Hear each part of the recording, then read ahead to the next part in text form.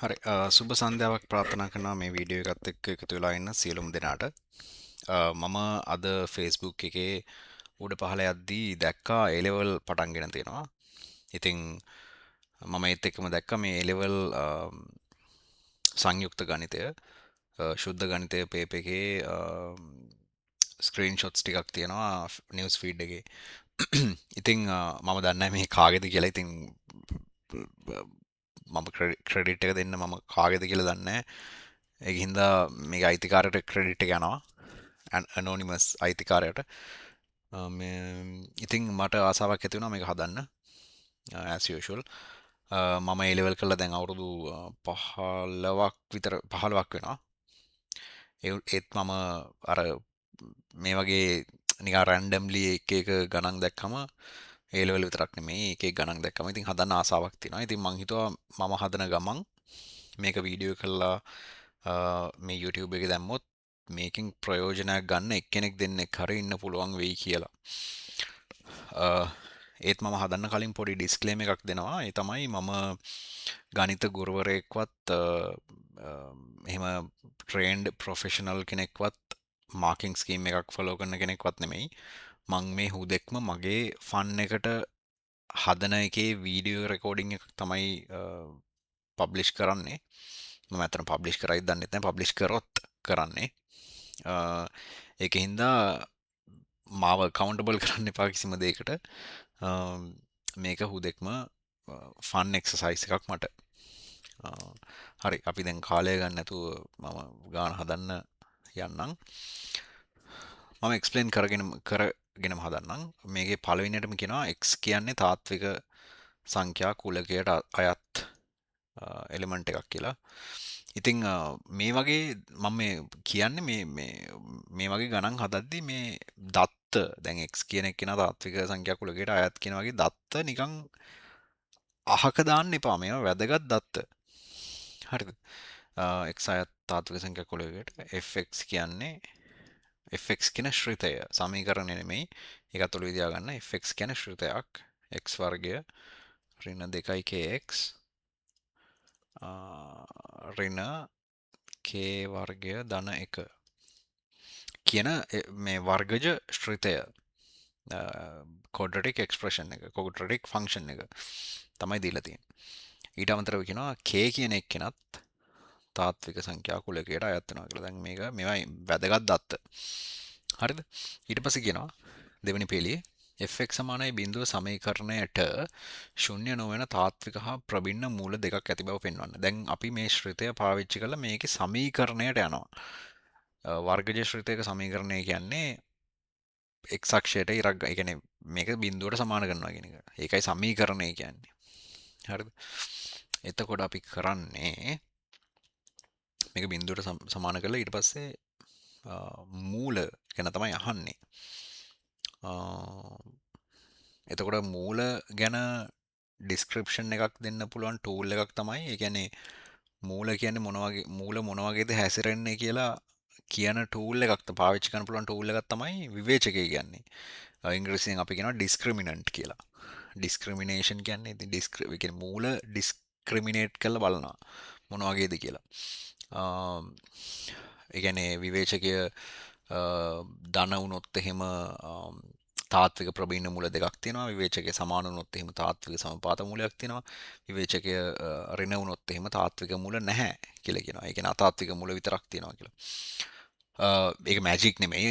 අර වර්ග පූර්ණය කළා ඒ වර්ග මූලය ඇතුලේ තියෙන කෑල්ල තමයි විවේචකය කියන්නේ. ඉතින් ඒකේ සයින් එක අනුව මූලේ හැඩය වෙන ඒ කියන්නේ මූලේ බිහේවියර් එක වෙනස් වෙනවා. එතකොට දැන් විවේචකය අපි සලකලා බලමු.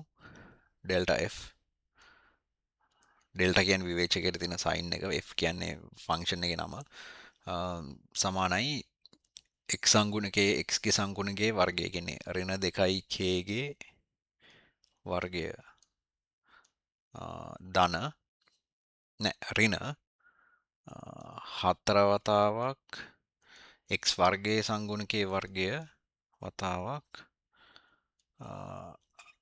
ඍණ k වර්ගය මේ නියත පදේ ඍණ k වර්ගය ඍණ 1 ඔක සුළු කරාම අපිට එනවා 4k වර්ගය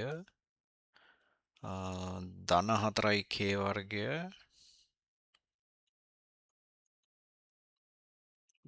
ධන 4. ඒ කියන්නේ 8k වර්ගය ධන 4. දැන් දැන් තමයි දැන් මම ඔයගොල්ලන්ට කිව්වේ දත්ත නිකන් අහක දාන්න එපා කියලා. දැන් මේක දැන් k අයත් තාත්වික සංඛ්‍යාවක් වෙන හින්දා හොඳට ඔලුවට ගන්න ඒක වෙන හින්දා විතරක් මේක විශාලයි බිඳුව වෙනවා. මේක විශාලයි බිඳුවයි මොකද හේතුව k අයත් තාත්වික සංඛ්‍යා කුලකයට. දැන් හිතන වැරදිලාවත් මෙන්න මේ දත්තය දීලා තිබ්බේ නැත්තම් මෙතනින් එහාට ඕගොල්ලන්ට ගාන හදන්න බෑ. ඇයි මං එහෙම කියන්නේ? k අයත් තාත්වික සංඛ්‍යාවක් නෙමෙයි නම් k අතාත්වික සංඛ්‍යාවක් වුණොත් වැරදිලා හරි. k හිතන්න i වුණා කියලා. අයෝට. එතකොට මේකේ මොකද්ද වෙන්නේ? i වර්ගය කියන්නේ ඍණ 1යි. ඍණ 1 වැඩි කිරීම 8 ඍණ 8යි ඍණ 8යි ධන 4යි ඍණ 4යි. එතකොට මේක මේ ඍණ 4 කියන්නේ කුඩයි බිඳුව වෙනවා. එතකොට මේකට තියෙන අතාවත්තික මූල වෙනවා. දැන් ඔන්න ඕක තමයි ප්‍රශ්නේ. ඒකයි මේ මෙන්න මේ දත්ත පාවිච්චි කරන එක වැදගත් කියන්නේ. හරි anyway. දැන් අපි පෙන්නවා මේකට දැන් විවේචකයේ විශාලයි බිඳුවයි නම් අතාත්වික මූලවත් සමපාත මූලවත් නැහැ. අනිවාර්යෙන්ම තාත්වික ප්‍රබින්න මූල දෙකක් තමයි තියෙන්නේ.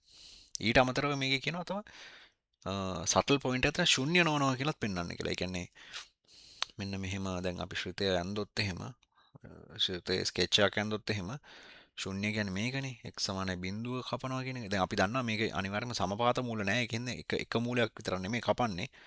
මූල දෙකක් තියෙනවා කොහේ හරි මෙහෙ හරි කොහේ හරි තියෙනවා. හරි. අපි හිතමු මේකේ මෙහෙම තියෙන්නේ කියලා. එතකොට දැන් මෙන්න මෙහෙම එකක් මෙහෙම සිටුේෂන් එකක් තියෙන්න බෑ කියලා පෙන්වන්න ඕන. මොකද මේ බිඳුව කපන්න බෑ. එතකොට දැන් ඒක පෙන්වන්නේ කොහොමද? කොහොමද පෙන්වන්නේ? x සමානයි දැන් හරි x සමානයි බිඳුව වුණොත් එහෙම දැන් මෙතන කණ්ඩාංකය ගත්තොත් එහෙම x සමානයි බිඳුවයි y සමානයි බිඳුවයිනේ. එතකොට අපි ගමු f බිඳුව. f බිඳුව අසමානයි බිඳුවයි නම් ඒ කියන්නේ මේ ශ්‍රිතයේ බිඳුවේදී අගයන ලද අගය බිඳුව නොවෙනවා නම් y බිඳුව නොවෙනවා නම් මේකට ශුන්‍ය නොවන මූලය තමයි තියෙන්නේ. ශුන්‍ය මූලයක් නැහැ. මොකද ශුන්‍ය මූලයක් තියෙනවා නම් අනිවාර්යයෙන්ම x සමානයි බිඳුව නම් y සමානයි බිඳුව වෙන්න ඕන. නේ? එතකොට අපි ගමු f බිඳුව සමානයි බිඳුව ඍණ බිඳුව ඍණ k වර්ගය ධන 1. ඒ කියන්නේ f බිඳුව කියන්නේ ඍණ k වර්ගය ධන 1යි. ආයෙමත් කියන්න තියෙන්නේ මෙන්න මේ කෑල්ල ධන. එතකොට f බිඳුව කියන එක්කෙනා කුඩයි බිඳුවයි. නේ? සමානයි බිඳුව වෙන්නේ නැහැ. ඒ කියන්නේ අසමානයි බිඳුවයි. හරි. එතකොට අපි මේ කෑල්ලෙන් කියනවා ශුන්‍ය නොවනවා. මේ කෑල්ලෙන් කියනවා තාත්වික ප්‍රබින්න මූල දෙකක් තියෙනවා. ඒක තමයි පළවෙනි කෑල්ලේ උත්තරේ. ඊට පස්සේ අපිට කියනවා ඇල්ෆා හා බීටා යනු fx සමානයි බිඳුවෙහි මූලයයිද ඇල්ෆා හා බීටා. දැන් අපිට කියනවා මෙන්න මේ fx සමානයි බිඳුව කියන එකේ මූල තමයි ඇල්ෆා බීටා කියන්නේ කියලා. r සමානයි 1/2 ඇල්ෆා. දැන් මේවා ලියනකොට ඔයගොල්ලන්ට ඔළුවට එන්න ඕන දේවල් තියෙනවා. හරිද? දැන් මේවා ඇල්ෆා දැන් අපි දන්නවා ඇල්ෆා බීටා කියන්නේ තාත්වික ප්‍රබින්න මූල කියලා. එතකොට ඇල්ෆා අසමානයි බීටා වගේ දේවල් ඔළුවේ තියෙන්න ඕන. සහ ඇල්ෆා බීටා කියන එක්කෙනා තාත්වික වෙන්න ඕන බව. මොකද x කියන එක්කෙනා තාත්වික සංඛ්‍යාවක් හින්දා ඒ ඔක්කොම ඔළුවේ වැඩ කරන්න ඕන. හරියට ගාන හරියටම එන්ජොයි කරන කෙනෙක්ගේ ඔළුවට ඒවා ගිහිල්ලා තියෙන්න ඕන. හරි. r සමානයි 1/2 ඇල්ෆා s සමානයි 1/2 බීටා. යයිද ගනිමු r හා s මූල ලෙස ඇති වර්ගජ සමීකරණය හොයන්න කියලා කියන්නේ.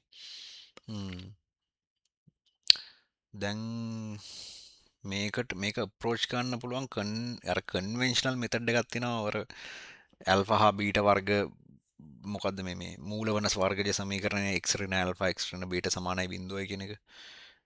එහෙම නැතුව ඊට වඩා ලේසි ක්‍රමයක් මෙතන මට පේනවා. ඒ තමයි මෙතන ඇල්ජිබ්‍රික් ට්‍රාන්ස්ෆෝමේෂන් එක. මොකක්ද ඒකට සිංහලෙන් කියන්නේ බීජීය පරිවර්තනයක් නේ.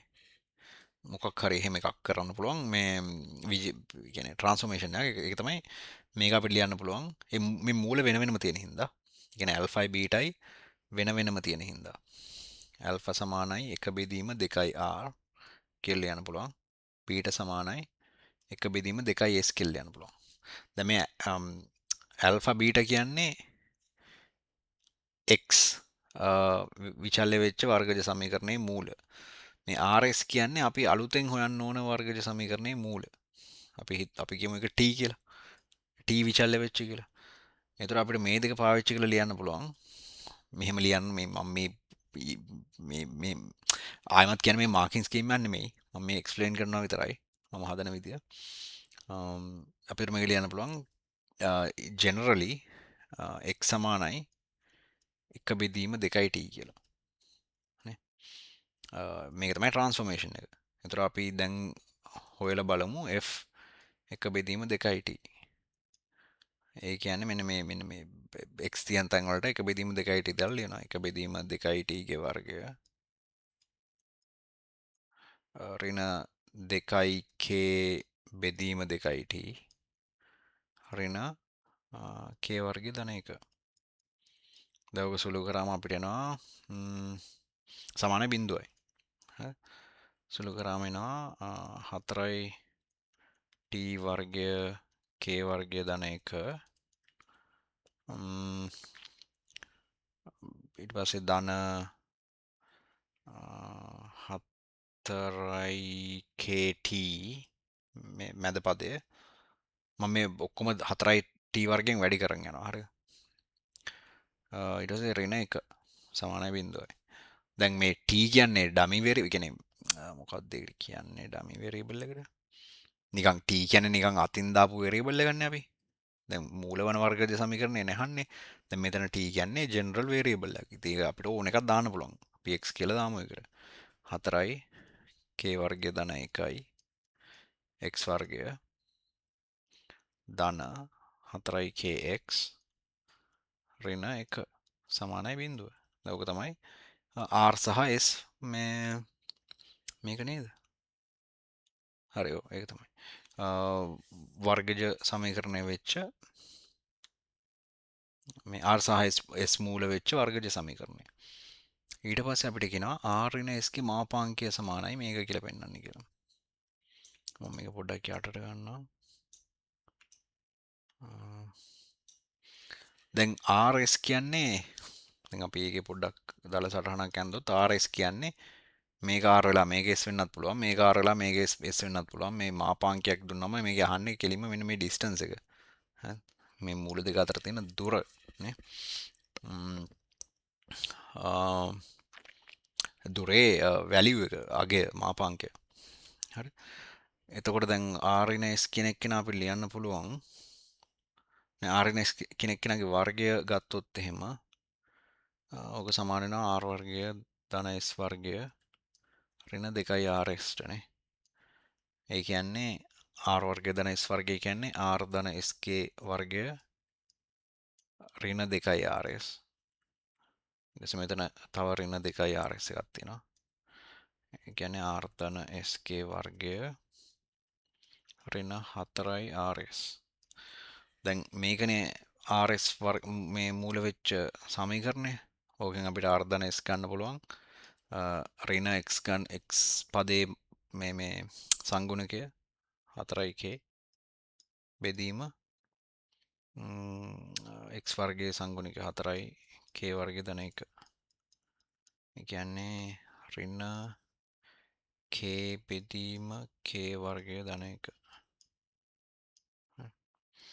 ඊට පස්සේ rs කියන්නේ ඍණ 1 බෙදීම නියත පදයේ බෙදීම 4යි k වර්ගය ධන 1. දැන් මේක ආදේශ කරමු මෙතෙන්ට. මෙතන k වර්ගය බෙදීම k වර්ගය ධන 1 වර්ගය ඍණ 4 වතාවක් මෙතන ධන වෙනවා. මෙතන ඍණ එකත් එක්ක වැඩි වෙලා. බෙදීම 4යි k වර්ගය ධන 1. එතකොට 4ක් කැපෙනවා. මේක අපි තව k වර්ගය ධන 1කින් වැඩි කරමු.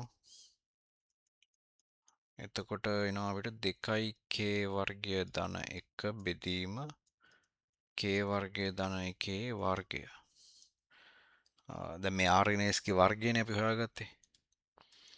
දැන් අපි r ඍණ s හොයන්න ඕන මාපාංකය හොයන්න ඕන නම් අපිට කරන්න තියෙන්නේ r ඍණ s ගේ වර්ගයේ වර්ගමූලය ගමු.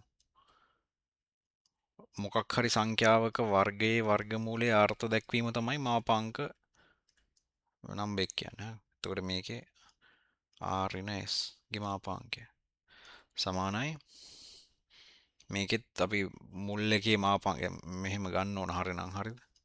a බෙදීම b ගේ මාපාංකය මෙහෙම අරගෙන ඕක තාත්වික සංඛ්‍යා දෙකක් ඉඳන් අපිට පුළුවන් මේක a බෙදීම b කියලා කඩන්න. මම ওই ස්ටෙප් එක එකටම කරනවා. 2යි k වර්ගය ධන 1 වර්ගමූලය බෙදීම k වර්ගය ධන 1 වර්ගයේ වර්ගමූලය සමානයි 2යි k වර්ගය ධන 1 වර්ගමූලය බෙදීම k වර්ගය ධන 1 අර්ථ දැක්වීමෙන් මාපාංකය. දැන් k වර්ගය කියන්නේ k කියන්නේ තාත්වික සංඛ්‍යාවක් හින්දා k වර්ගය කියන්නේ තාත්වික සංඛ්‍යාවක් ධන සංඛ්‍යාවක්. එතකොට ධන සංඛ්‍යාවකට එකක් එකතු කරාම ධන සංඛ්‍යාවක්. ධන සංඛ්‍යාවක මාපාංකය කියන්නේ ඒ සංඛ්‍යාවමයි. එතකොට k වර්ගය ධන 1 යට තියෙනවා. උඩ තියෙනවා 2යි k වර්ගය ධන 1. මේක තමයි උත්තරේ. ඉතින් මේ උත්තරේ ගන්න එක නෙමෙයි වැදගත් මේ ලොජික් එක අන්ඩර්ස්ටෑන්ඩ් කරගන්න එක. හරිද?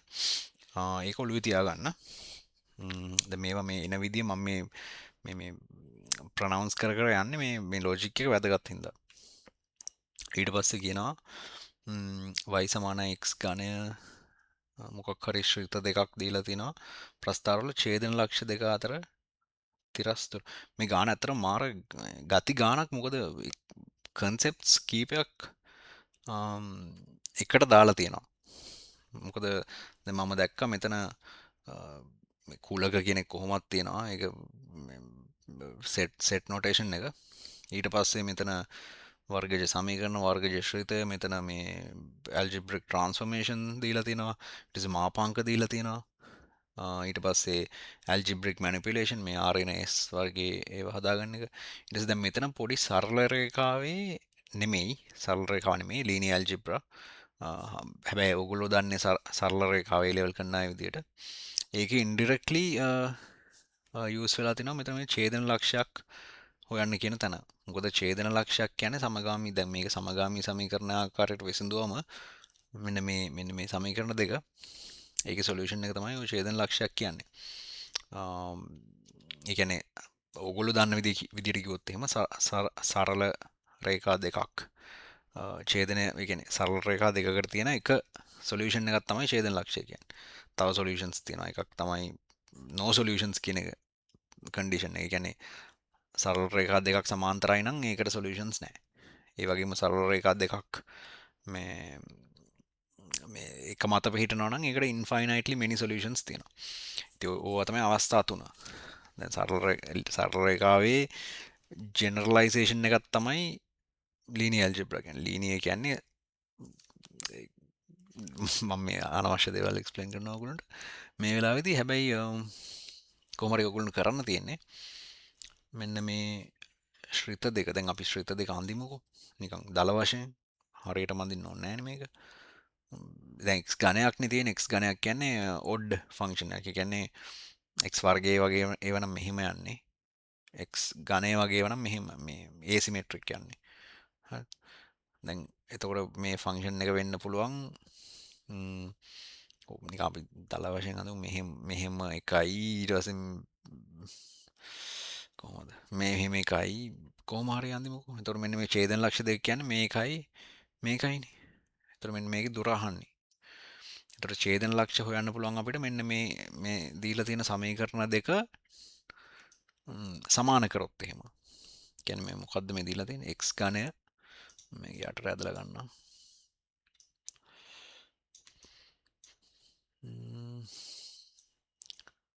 x ඝනය ධන 9x වර්ගය ධන 3x ධන 1 සමාන වෙනවා සමාන කරන මේ ඡේදන ලක්ෂ හොයන්න යන්නේ හරිද x ඝනය ධන x වර්ගය ඍණ x ධන 2 දැන් මේක සෝල්ව් කරොත් එහෙම අපිට x වලින් එන්නේ මෙන්න මේ x2 ඒ කියන්නේ x2 නෙමෙයි මේ තියෙන ඡේදන ලක්ෂ ගාණක් තමයි එන්නේ දැන් ඕගොල්ලන්ට පේනවා මේ x ඝනය කියන්නේ කැපිලා යනවා එතකොට අපිට පේනවා මෙතන තියෙන වැඩිම බලය තමයි x වර්ගය. ඒ කියන්නේ ඡේදන ලක්ෂ අනිවාර්යයෙන්ම දෙකක් තියෙනවා. හරි. දැන් මේක සුළු කරාම එන්නේ 8x වර්ගය මේ x මේ පැත්තට ගියා. ධන 4x ධන ඍණ 1 සමානයි බිඳුවයි.